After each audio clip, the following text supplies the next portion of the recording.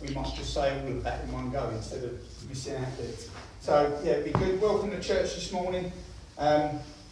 Welcome to you online. You might get a different angle today because the Mego camera's having a bit of a hissy fit. So this morning we get into, we're still in our series I Have a Question. Excuse me.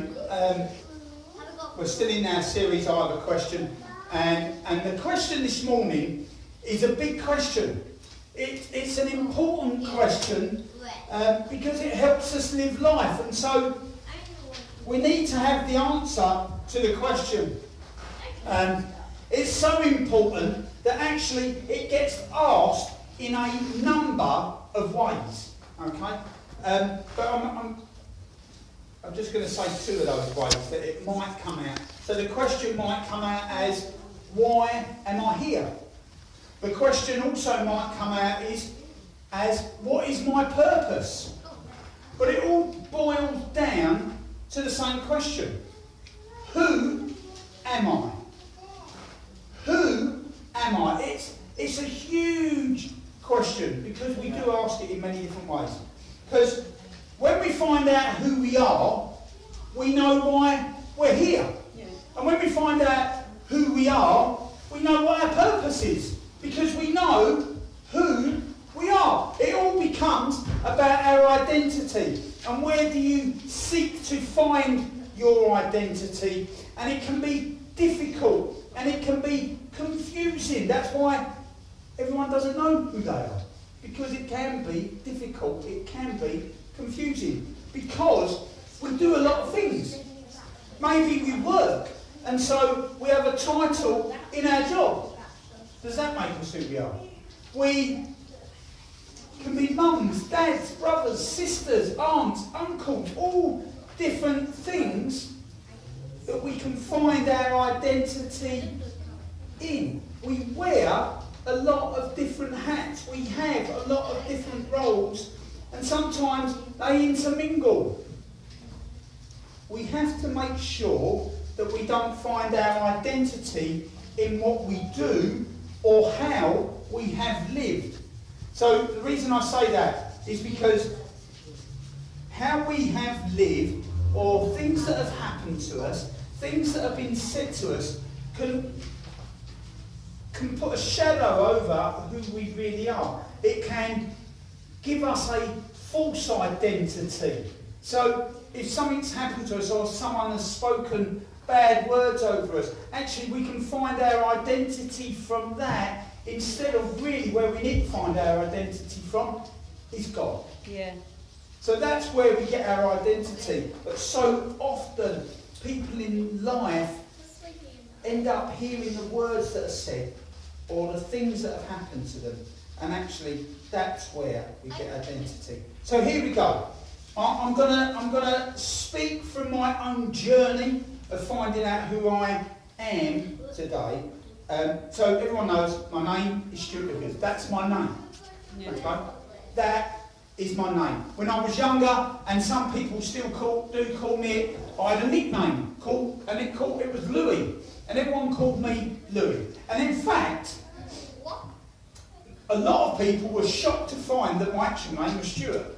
Because they'd known me as Louis Vickers, not as Stuart Vickers. Yeah. So actually, when they found out my name was Stuart, or when they got talking to someone else who really knew me well, they'd be like, someone would go, yeah, Stuart was doing that. And they'd go, Stuart. They go, oh, sorry, Louis. Mm-hmm. And so it became, I always had two identities.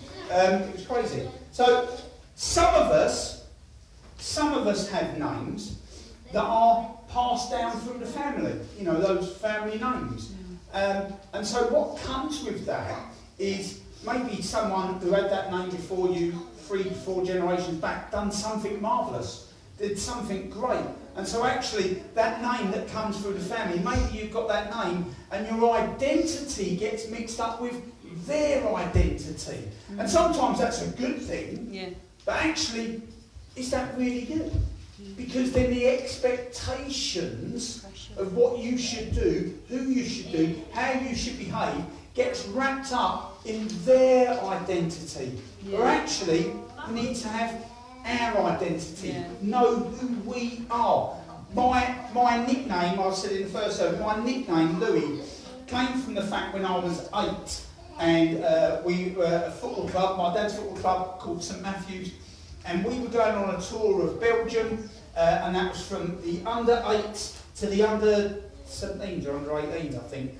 We all went, so there was about 15 to 20 in each squad, and we was all loads of boys and young men, obviously. And then we had a boys' school on the ferry and a girls' school, and so it was a lovely mix. And so obviously there was a couple of little disagreements, and one of them was with me, and someone gave me a fat lip, and I had a bleeding lip, and so one of our managers, as we was on the continent, called me Louis the Lip, and obviously the lip bit went. I think it might have done it, just always lippy, but there we go. But the name Louis stuck, so I was called that. Now,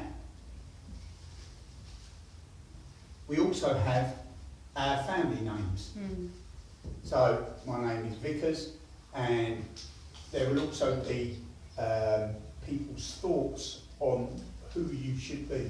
Some people who you know might have known other people with your family name, and so again there becomes this identity issue. Is that's who you are wrapped up in. So you always hear Romeo and Juliet. So Romeo and Juliet, the Capulets and Montagues, that's it. So this is how they were supposed to behave. Supposed to hate the opposite family, but actually two people from the opposite families fell in love. That wasn't what was supposed to happen. So their identity was, you hate each other, you should actually try and kill them, but actually they fell in love because they found out who they were. So our name can have a big thing on our identity. Okay, so I am a husband. Yeah. I am a son, I am a brother, I am a dad, I am a pastor, I am an uncle. I nearly said an aunt then, but I'm not an aunt. I am an uncle, I am a pastor, and I am a friend. Some have other names that they call me. Some are good. Some are uplifting, thanks Anthony. Some names bring responsibility that people call me. Some people have names for me that are not good. That's okay, they can do that. For some, that might be a problem. When people call you names, that might be a problem. It's a problem if you don't know who you are. And more importantly, who you are not. When you know who you are, you know what, people can call you names, people can say things, and it does hurt. Trust me, I've been there. But actually, if you know who you are, you can actually shake that off. When you go to the Father, and every time you may have to go to the Father when someone says something that's not good about you, actually, that's where you find your identity.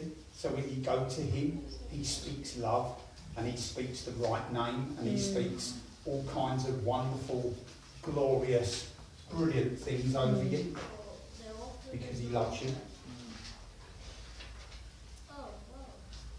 Some people have had words spoken over their lives from a young age that have not been good, ugly, rubbish, that you'll amount to nothing, that you're no good, that your mum and dad was never any good, or your dad was no good, your grandfather was no good, or your mum or your whatever was no good, and so you'll be no good because you're following their footsteps. You are enough. I said earlier that when I went to school, my brother had already been there a couple of years, and so when in my first year, I did the register, and Vickers, here sir, oh. Oh. Comes another one. Relative of Grant? Yes, sir. He's my older brother. Oh. And some of the other people, like people in my brother's year, thought they would take liberties. Because my brother's cool, he can be a bit mouthy. I think he follows in the family. he'll stick up for himself, and his mates in his year, we used to have these bushes and a concrete step next to the bushes that separated the earth, dirt from the concrete. And what they used to do to the first years, the fusties, is get them, bush them, and then land them on the thing, or fence them, and then kick them from the other side of the fence. It was a lovely thing, welcome to school. And they all said that they wanted to do it to me. And my brother warned them not to do it. And 4 of them ended up being bushed. And so they never did it again. When my sister went to school, because all the teachers liked me, because I was very good, my sister got treated well, because they all saw that I was a well-balanced individual. And then my sister's kids all went to the same school as well, and my eldest daughter went to that school as well, and they all got treated really well, because actually we had a decent name in the school. So good they thought I was staying on. And I left to work. So all these things can determine our identity, but we're not to take them and make them our identity. You're with me? You understand what I'm trying to say? So some people have had things happen to them. Maybe you've had something happen in your life that has led you down a route, and you're identified now because of what happened. Maybe you take your identity because of something that happened to you in the past. Maybe you take your identity from words, as I said, that have been spoken over you. And you know, that's really hard. That's confusing to know who you are, especially when you've got me saying your identity is in Jesus, but actually you're finding your identity in the things that have been said to you and the things that have happened to you. Maybe you were mistreated when you were younger. Maybe you took upon yourself the blame for the family breaking up. Mum or Dad left the family home, and you've always thought that maybe you wasn't enough. And so that has become part of your identity. That you're not enough. But I just want to tell you this morning, you are enough. Yeah. You're enough to God, because God came down, stepped out of heaven as a baby, and came to this earth to sacrifice himself for us. Yeah, it's good. To give us hope and give us a freedom and give us life. Yeah, it's good. And he would have done it just for you. I always say that because it's so true. He would have done it just for you.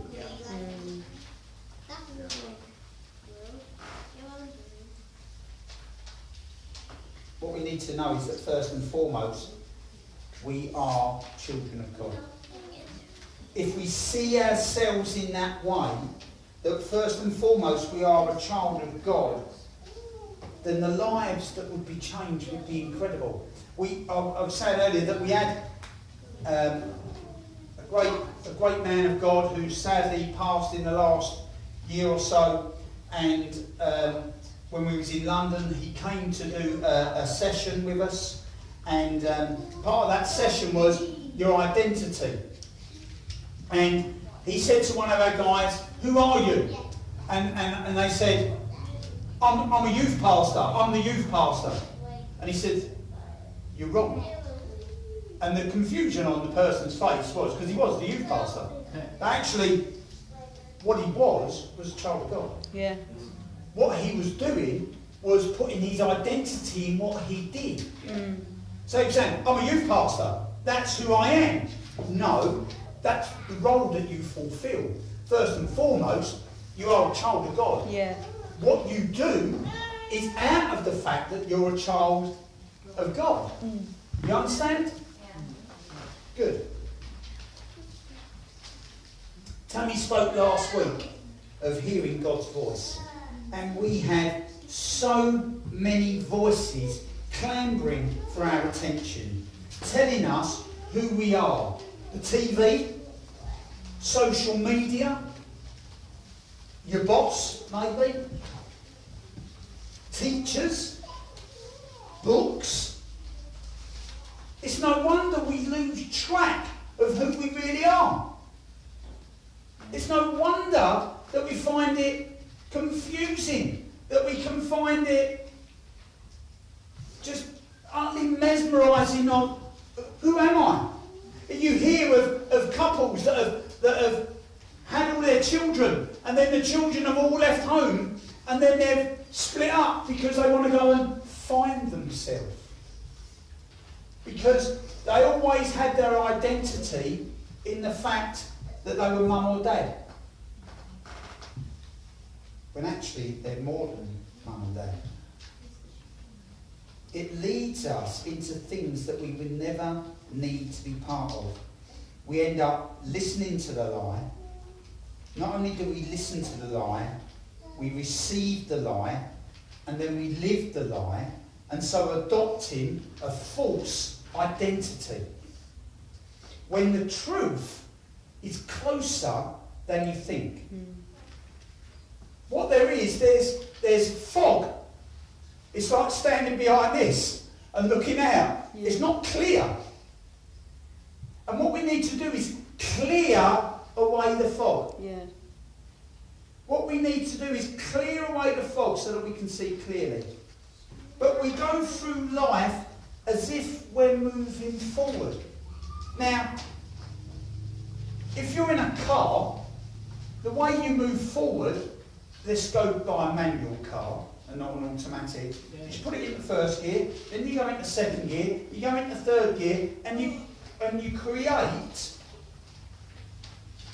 momentum, movement going forward. Okay? What we do, when we don't know who we are, we may move forward in life, but we're actually stuck in neutral, but the handbrake's off. So we just roll. And we roll forward. But when something comes against you, when something happens that wasn't in your plan, happens, it's just like getting a nudge and you go backwards. Because you're not in gear to move forward. And so the momentum is stopped. Have you ever tried to stop something that's in gear? I don't know, if you've got a ride-on lawnmower or a car or a bike or whatever it is, and it's in gear and it's going forward, if you try to stop, it's very difficult. Even a kid's battery operated, like one of them bikes or cars, it's difficult to stop because it's in gear. It knows what it should be doing, it's doing the job that it should be doing. Yes, yeah, I get that's good. But actually, if it's in neutral, you can just push it back. With a car, if the handbrake's off and it's in neutral, you can just push it back. That's how we go through life when we don't know who we are. One little knock and we're rolling backwards again. We need to see clearly. Let me just ask a question. Have you ever been in a car? Have you ever been in a car when it's raining? We live in the UK, so everyone should be able to say, yeah, I've been in the car when it's raining. Okay. So if you haven't got the wipers on, it becomes more and more difficult to see. Good. So it becomes more and more difficult to see. Tammy, when we're driving, I have this habit, especially when we're in town, and we're not going very fast. If it's light rain, I don't always put the wipers on, because I can see. It drives her mad. Tammy will be like, just do the wiper. And I'm like, why? Because I can't see, but I can. Then I realise that I'm annoying her, because I look across, and so I put it on intermittent. So even as it's raining heavier, I'm happy with intermittent, I can see. Drives me insane. It drives her insane. So she would like me to put them on a bit faster. So I do. So I put them a bit faster and then we can both see. We're happy. And many years ago, me and my brother Grant, we used to work together and lay floors on building sites together. And we were doing this job at, just round the corner from Windsor Castle. And we had borrowed his, is that the right word? Then borrowed? Borrowed. We had borrowed his girlfriend's Mini Metro, which isn't a big car, considering me and my brother are both about the same size, and I'm a lot smaller than what I was, okay? So we were about the same size, and we're in the car, and we're on the A4 going out from London to Windsor, and we're on the elevated section of the A4 as you go through Hammersmith and round that way. And as you go through, so you can't stop, all right? I want you to understand, you cannot stop, all right? It is a busy, busy road. This is 7:30 in the morning, trying to get out of London to Windsor, right? As we're going along, the heavens opened and rain fell in a big way, right? I mean, big way. If you opened your door and stepped outside for 2 seconds, you were soaked, right? So this rain came down. My brother went, we're doing about 30 on this elevated section of the A4. No windscreen wipers. So he turns them off, turns them back on, no windscreen wipers. Thinks he'll, maybe if I turn them on fast. Sitting there doing that while we're driving along. I've got no wipers. Turns to me and says, I've got no wipers. I'm in the passenger seat.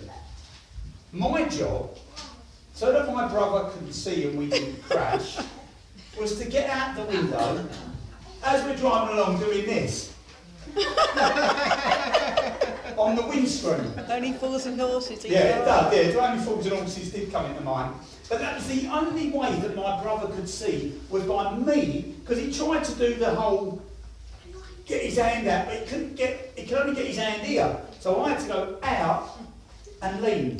I wish someone would have had a camera to film it, but it would have been funny. But I kept doing that, and then I was drenched.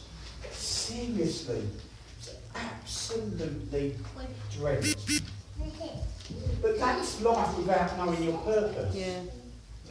Trying to drive a car without windscreen wipers in a torrential rain. That's what it's like. That's life not knowing who you are. That's what you are doing every day when you don't know who you are. When you don't know whose you are. Yeah. I feel like I've talked about this a lot, and I do. And I'll never apologise for it. Because it's that important.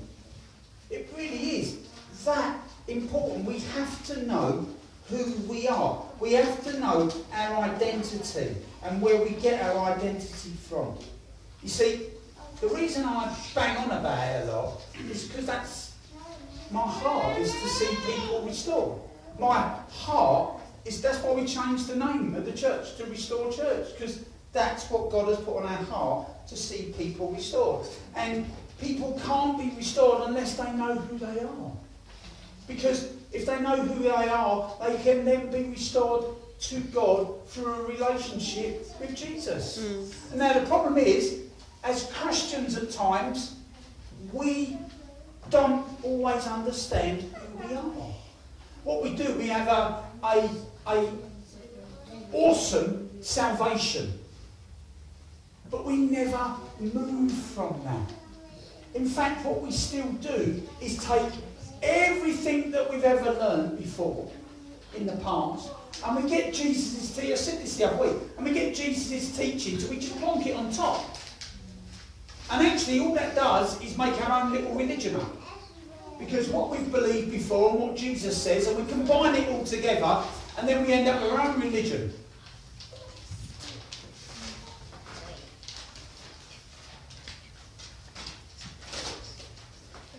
Maybe, just maybe you've got it all sorted out. Maybe you know who you are, you know what you're doing. Maybe life for you is that you've got it's all sorted. Then please come and spend some time with me and help me get it sorted. Because we don't have it all together. None of us. We are all on a journey. We're all on a journey. Yeah.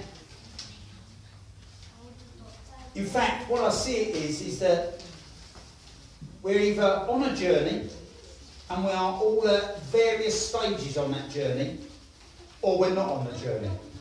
Either you know Jesus and are on that journey, or maybe you've not pursued him So I just said about salvation, but you've not done anything with it. And so actually, you're still caught up in that place where you was before. I'm serious. 14 years at the point, down the journey of being a Christian. 14 years I was.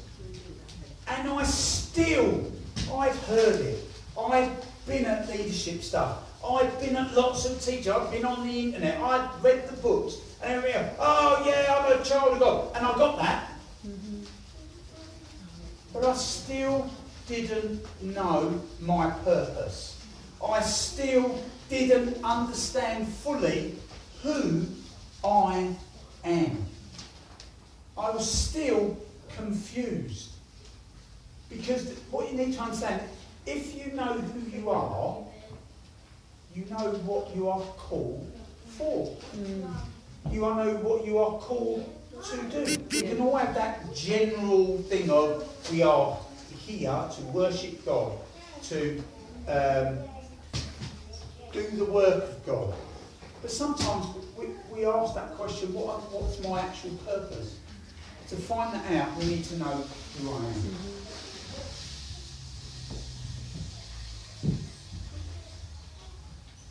Or some people don't know him at all.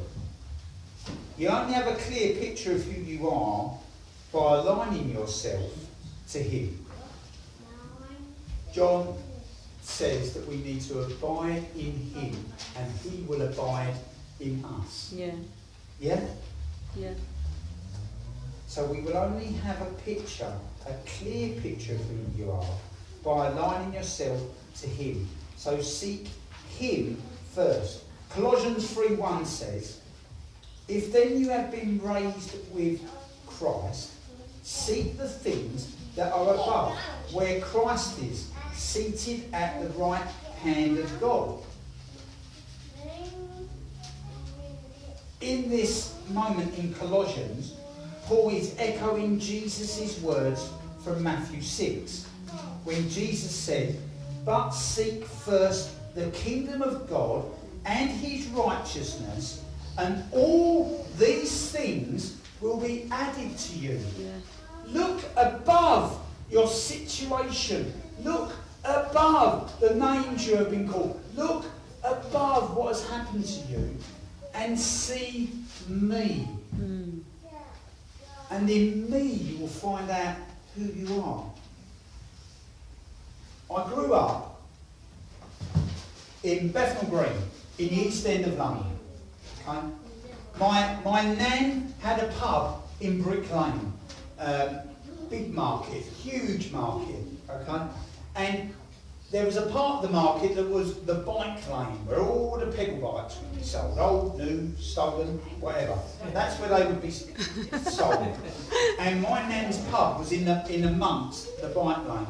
And so on a Sunday morning at 12 o'clock when the pub opened, it would be absolutely jam-packed with people from the bike market, from the bike lane, and on all the bars it would be all the, the plastic containers with your prawns, your roast potatoes, all the roll mops, pickled everything, all the sorts of stuff would be on there for people to eat. Peanuts, all that sort of stuff.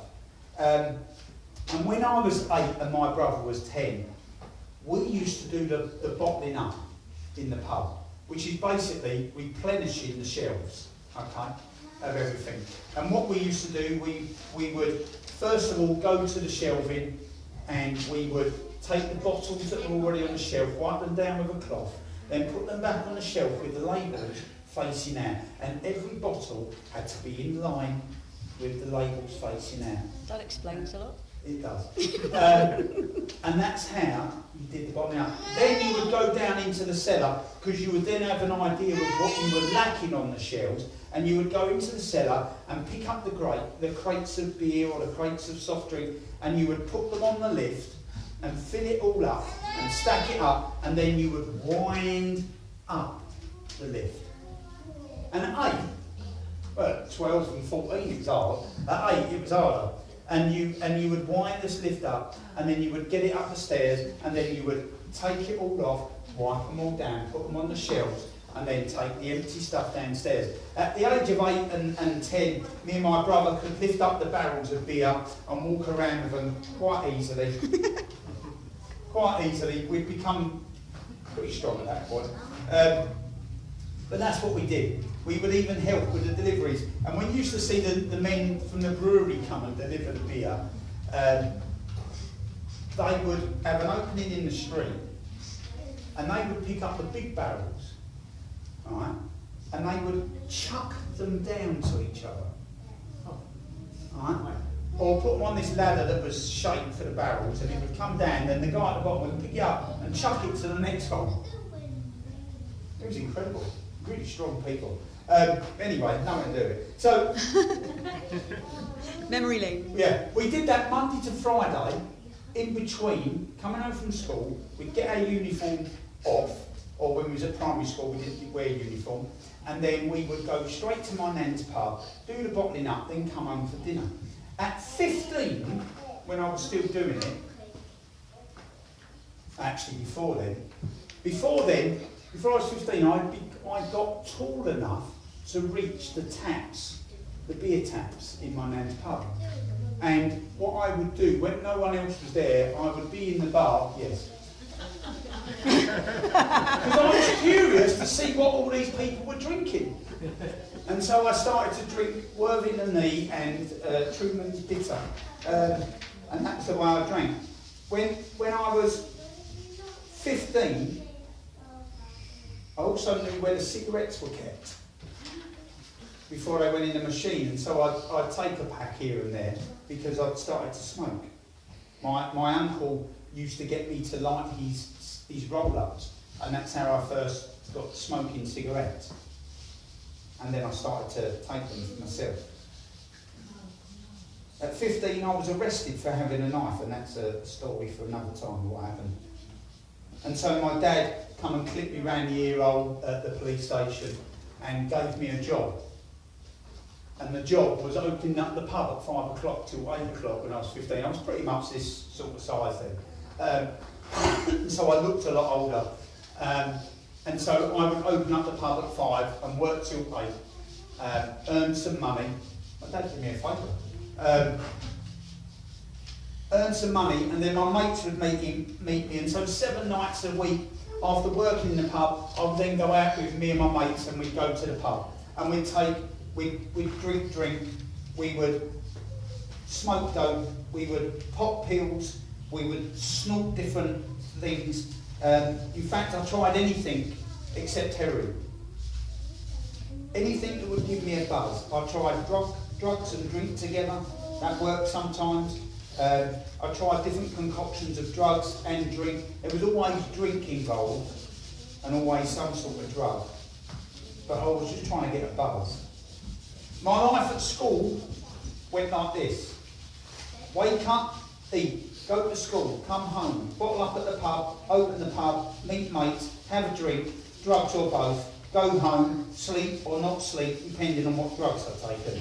The same was when I started work, except I got stoned at work as well. And then the weekends were full of rugby, alcohol and drugs.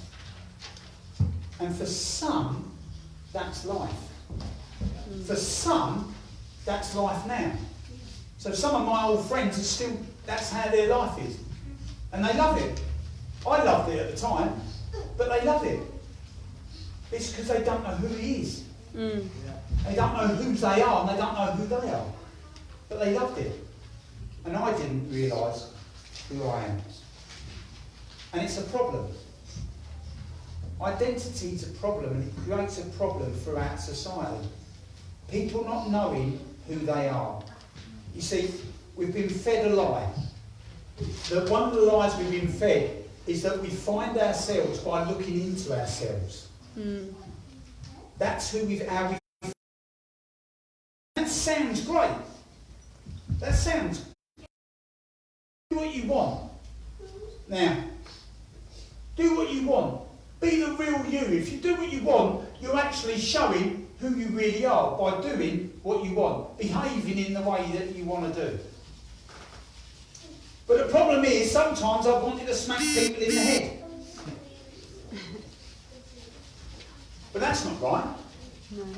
That would just make me an idiot who goes around smacking people in the head. And you can only get away with being an idiot and smacking people in the head for a short time.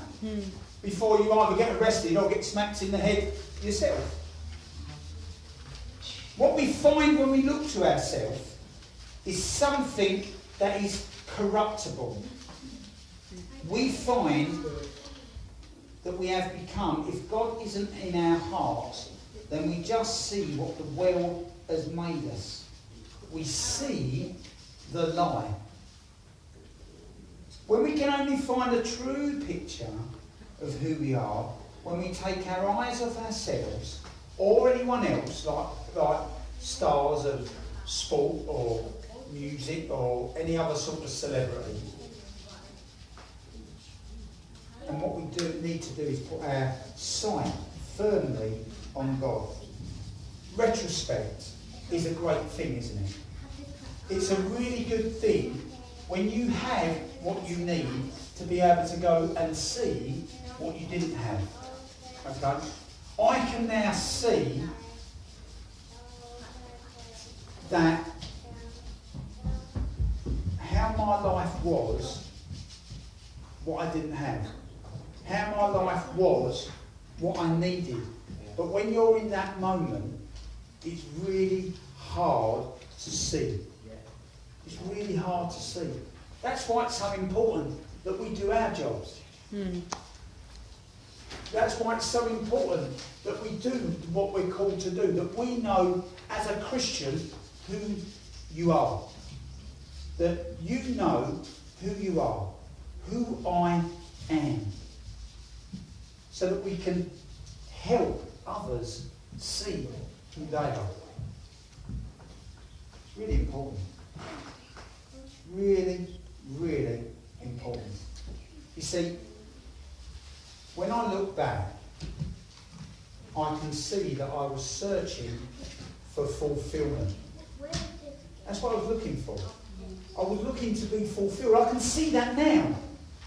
At the time, I thought drugs and alcohol fulfilled my life. I thought that that's what my life was. Awesome.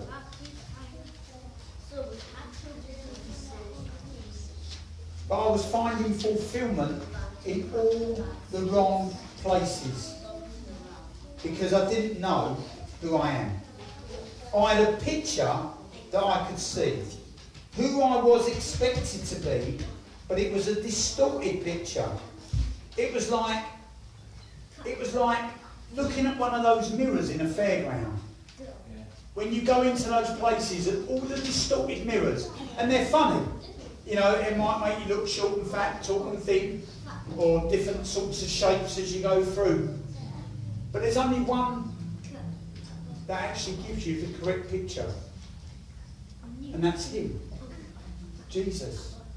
When we see him, that's when we can get our right picture. When we look in a proper mirror,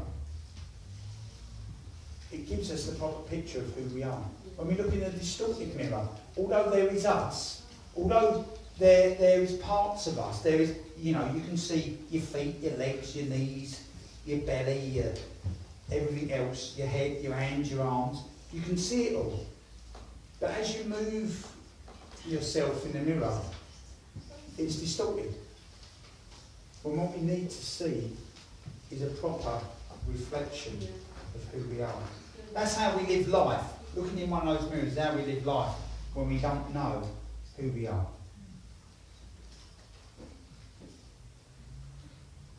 Jesus is who we need to look to. He is where we find out who we are. Our identity comes from him, our creator, and we find it in because he is the one who loves us. He is the one who loves us beyond compare. Matthew 27 to 44 says this.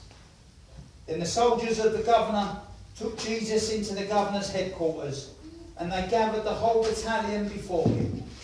And they stripped him and put a scarlet robe on him, and twisted together a crown of thorns. They put it on his head and put a reed in his right hand. And kneeling before him, they mocked him, saying, Hail, King of the Jews! And they spat on him. And they took the reed and struck him on the head. And when they had mocked him, they stripped him of the robe, and they put his own clothes on him, and led him away to crucify him. And as they went out, they found a man of Cyrene, Simon by name. They compelled this man to carry his cross. And when they came to a place called Golgotha, which means place of a skull, they offered him wine to drink, mixed with gall. But when he tasted it, he could not drink it. And when they had crucified him, they divided his garments among them by casting lots. Then they sat down and kept watch over him there. And over his head they put the charge against him, which read, This is Jesus, the King of the Jews. Then two robbers were crucified with him, one on the right and one on the left. And those who passed by derided him, wagging their heads and saying, You who would destroy the temple and rebuild it in 3 days, save yourself. If you are the Son of God, come down from the cross. So also the chief priests, with the scribes and the elders, mocked him, saying, He saved others, he cannot save himself. He is the King of Israel. Let him come down now from the cross, and we will believe in him. He trusts in God. Let God deliver him from him now, if he desires him. For he said, I am the Son of God. And the robbers who were crucified with him also reviled him in the same way. You see,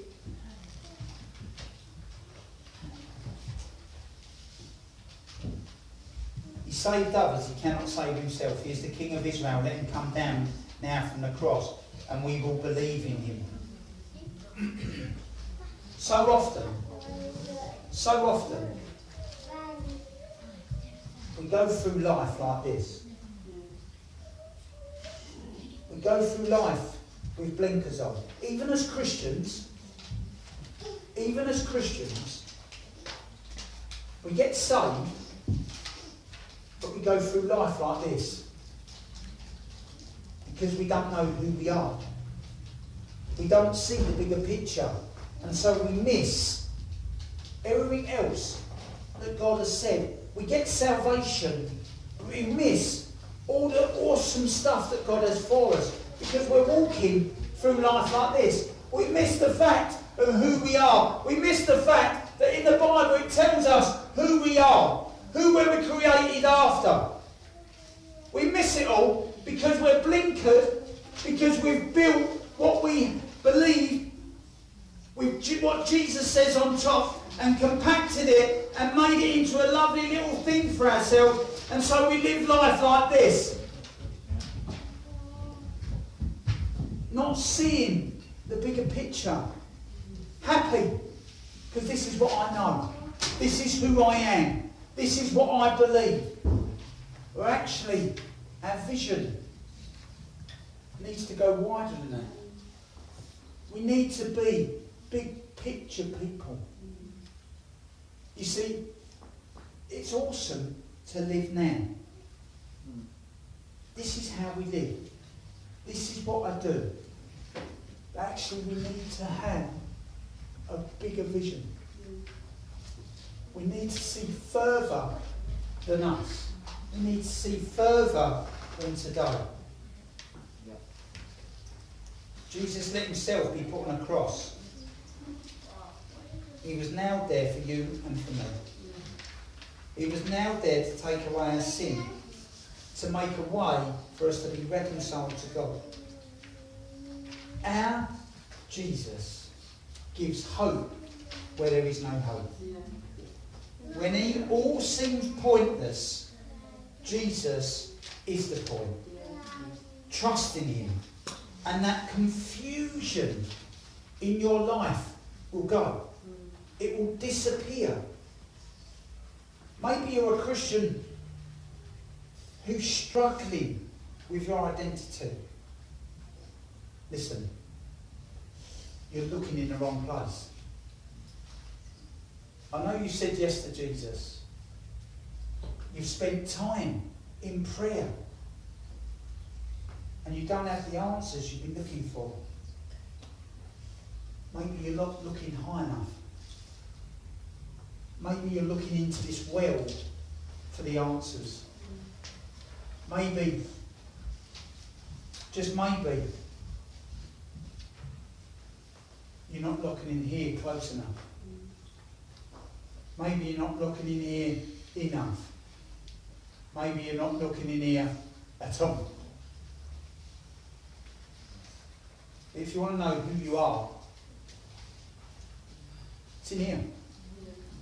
It's in the Bible. It tells you who God is. It tells you who Jesus is. And it tells you who you are. Because you're a child of His, co-heir with Christ.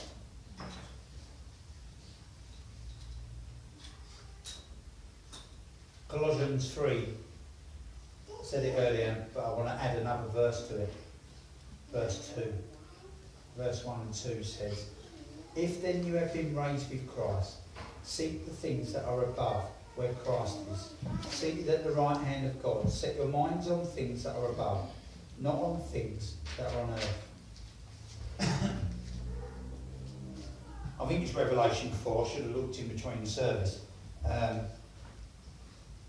Sure it is. Where John is called to come up here.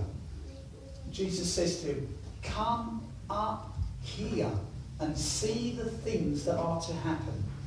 That's big picture. That's big picture. That's not living here. We need to see more than ourselves. We need to see who He is to find out who we are. I said it before, maybe you've taken what you know and plonked what Jesus teaches on top of that. What you have is your own religion. Maybe you might have another couple of people that believe it with you, but that's because you've taught them. You've put it all together to make a cake that's only edible to you. You're trying to live two lives, trying to please God and others. I remember Tammy telling me when she was at university, and she wanted to be the cool Christian. You ever done that? I want to be cool. I want everyone to like me so that I can get them to become... It don't work. It don't work. You have to be you. You have to be you. You have to be true to the call that is upon you. God calls us to be holy, therefore be holy. It says we are a holy nation, a royal priesthood. And we're called. Now, the word escapes me at the moment. Compromise. If you think to be cool for people to like you is to go out and get drunk with them when they're getting drunk, that's compromise. What you're doing is giving them a bad witness of what Christ was like. That doesn't mean we stand with a pointed finger, because that's not what he did either. He loved people into the kingdom. He was like that to the Pharisees, to the religious, because he poked fun at them. But to those who didn't know him, didn't know the Father, he was very open-handed. He loved them. He loved them into the kingdom. The thing I find all the way through the Gospels, it talks about that Jesus had compassion. Jesus showed compassion to those. And those were the people that got loved into the kingdom. So it's really important we know who we are, otherwise we end up compromising who we are.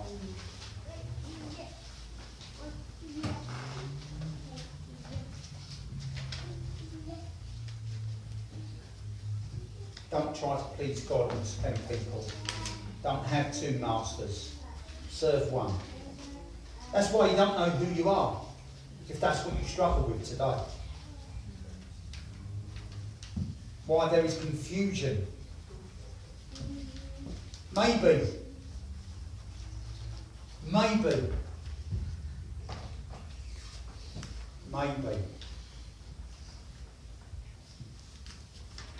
Maybe even angry that I've said that today.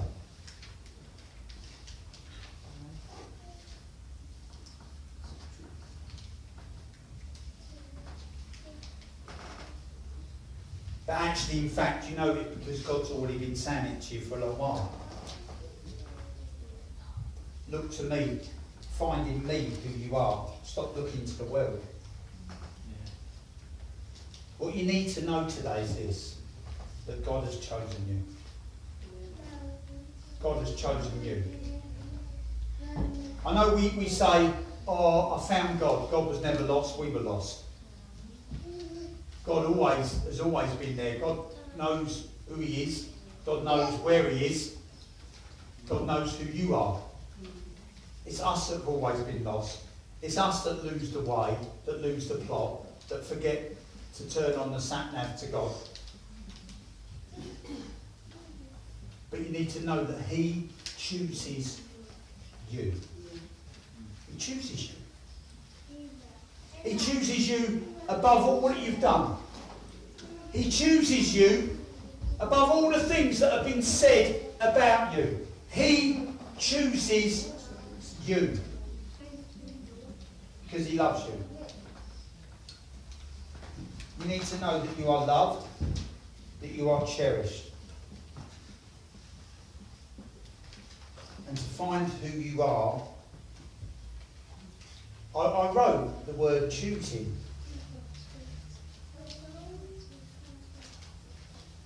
But it's far simpler than that. Because there is no choice, really. There is no choice.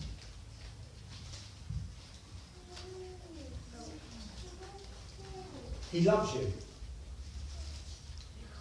All you have to do is love him back.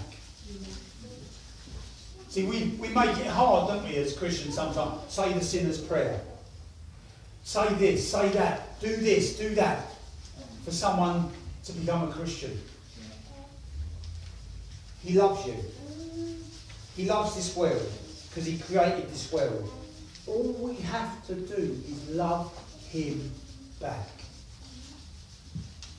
That's all God wants.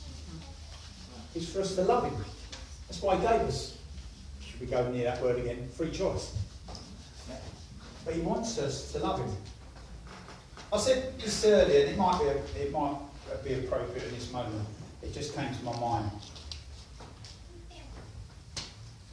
You know when you have multiple choice? So the driving test, the written test for the driving is multiple choice.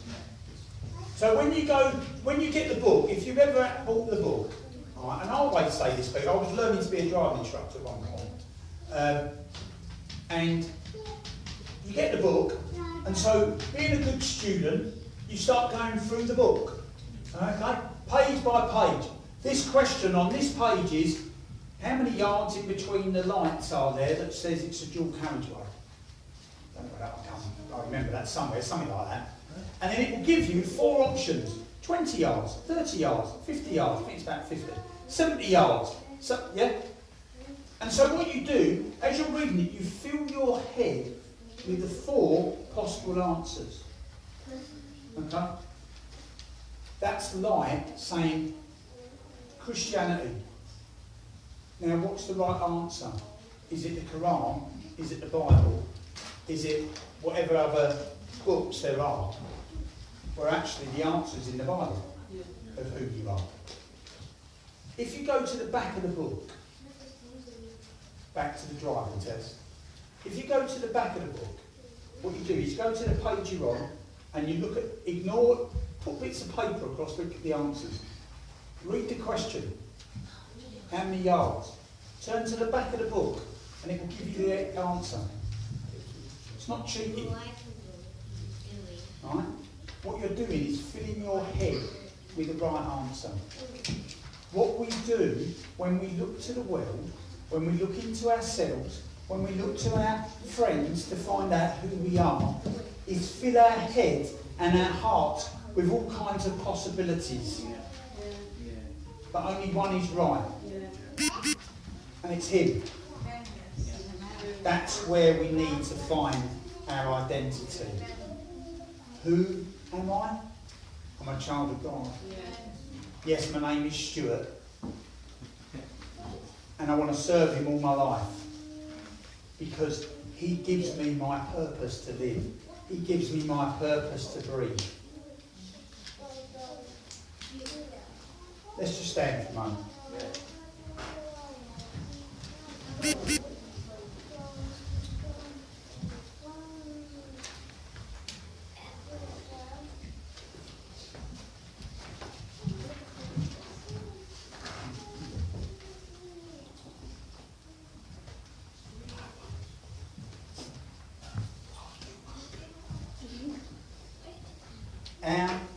Our God, who is an incredible God. Our God who made the universe, as I said the other week, put the moon and stars into place.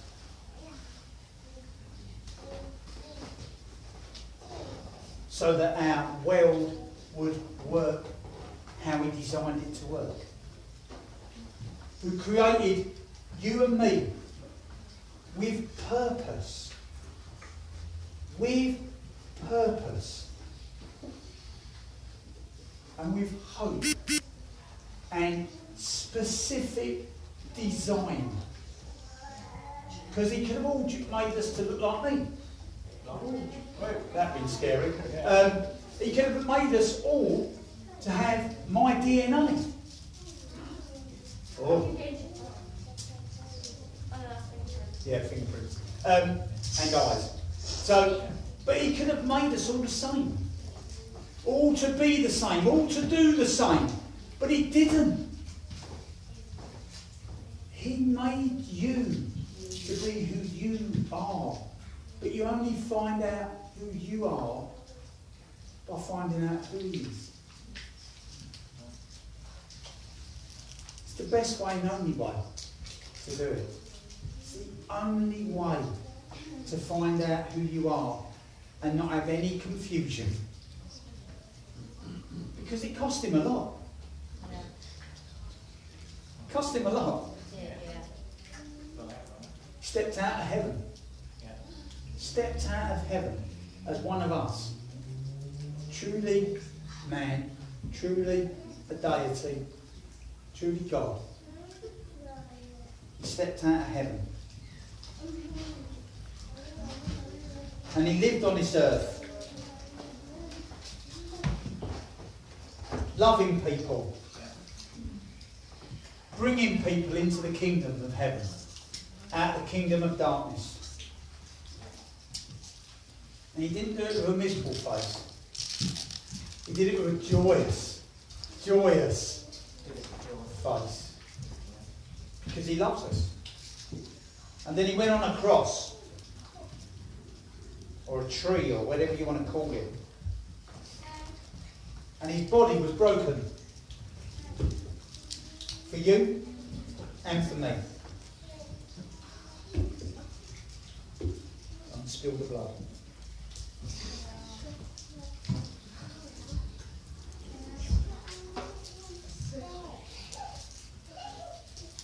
And he poured out his blood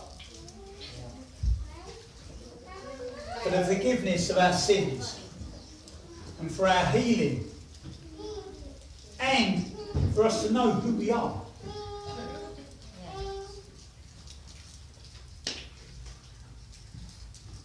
When you know who you are, do you understand how powerful you are? Do you know how powerful you really are? When you know who you are, the Bible says that we can move mountains. That we will see people healed by pointing, telling the body, not commanding God, by telling the body. But you need to understand, you will only know that if you know who you are. So Lord, I just pray for my brothers and sisters this morning, this afternoon now, that they have a real understanding of who they are.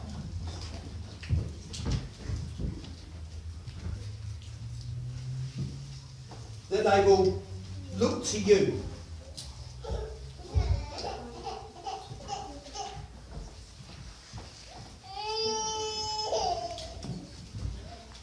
Well, we're gonna worship Jesus.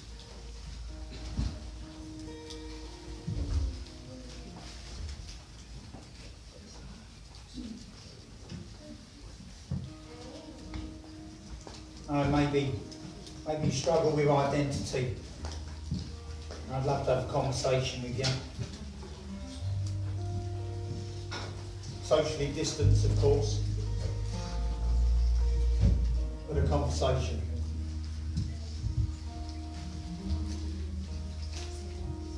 Lord, bless your name. Let's worship you.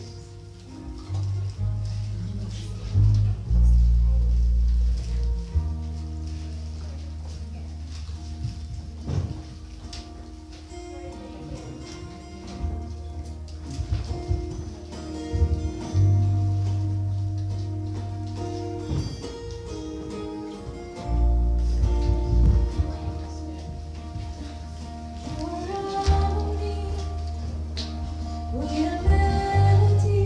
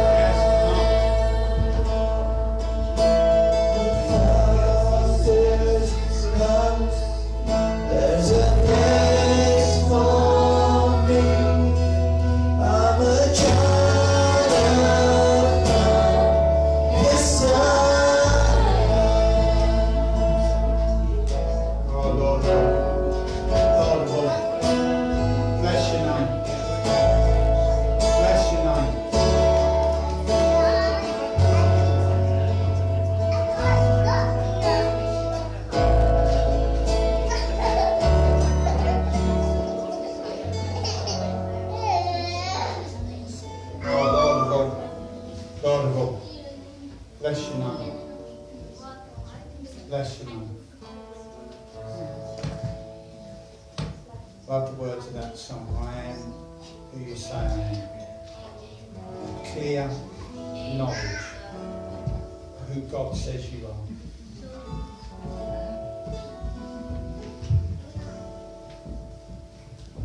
Thank you, Lord, that you love me.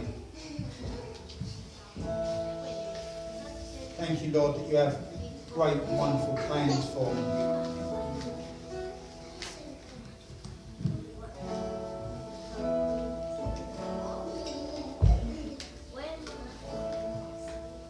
Thank you, Lord, that I was born in the likeness of you.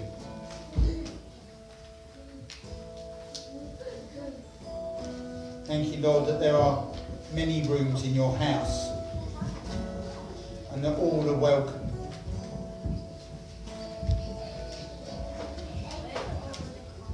Thank you, Jesus, for your sacrifice, so that I may know who I am.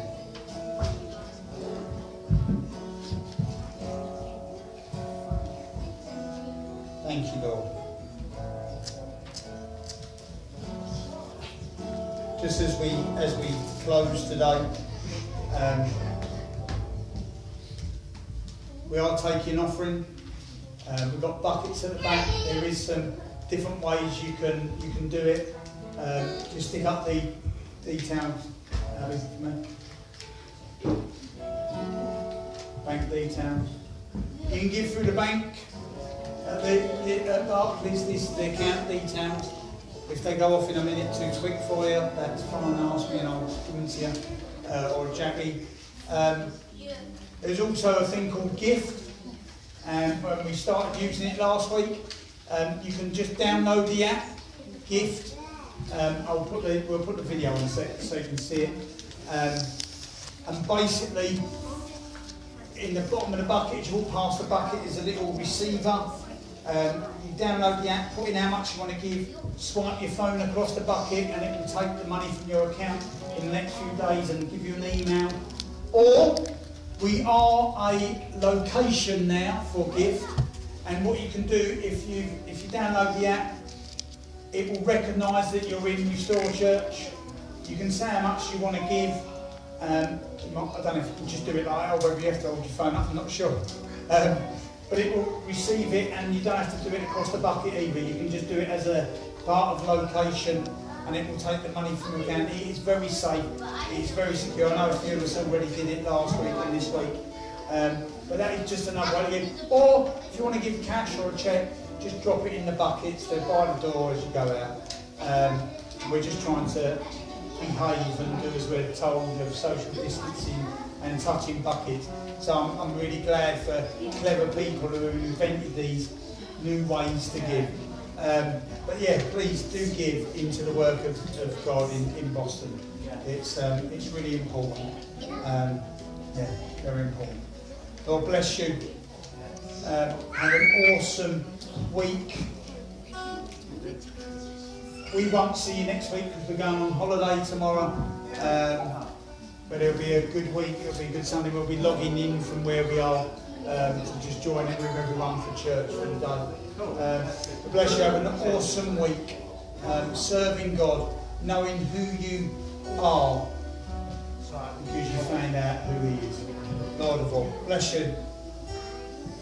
Awesome. When you need to go that way.